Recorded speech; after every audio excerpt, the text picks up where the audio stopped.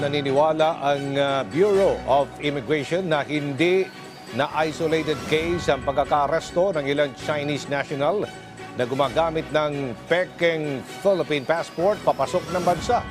Ayon sa BI, posibleng may sindikato ng sangkot dito. Si Rod Nagusad sa sentro ng balita.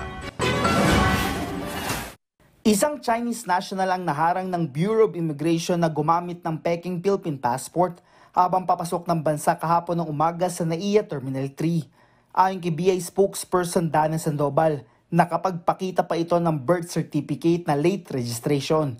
Anya, napansin ng mga tauhan ng BI na mukhang kaduda-duda ang kilos na naturang individual at sa pamamagitan ng verifikasyon at secondary inspection, nakumpirma nga na isa itong Chinese passport holder. Nakikita po natin na mukhang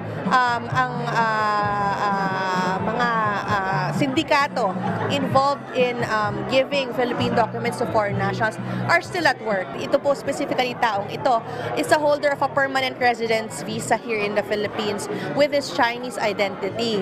Pero ginamit niya po siguro ang kanyang Philippine passport upang ma-evade po ang ilang mga bagay na inaalam pa po natin kung bakit niya po ginawa. Patuloy pang inaalam ng BI kung ito ay nakalabas ng bansa gamit ang Peking passport.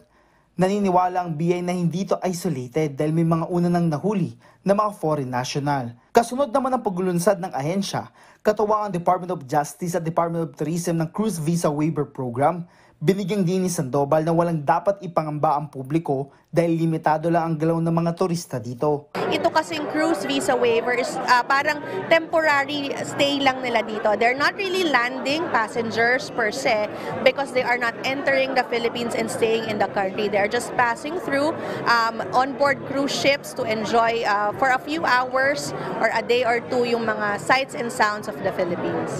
Ang visa para dito ay ina-apply ng mga DOT-accredited tour group operators at hindi ng bawat individual. Nananatiling nakantabay yung mga tauhan ng BI na pawang kasama sa barko para i-monitor ang galaw ng mga turista. Rod Nagusad para sa Pambansang TV sa Bagong Pilipinas.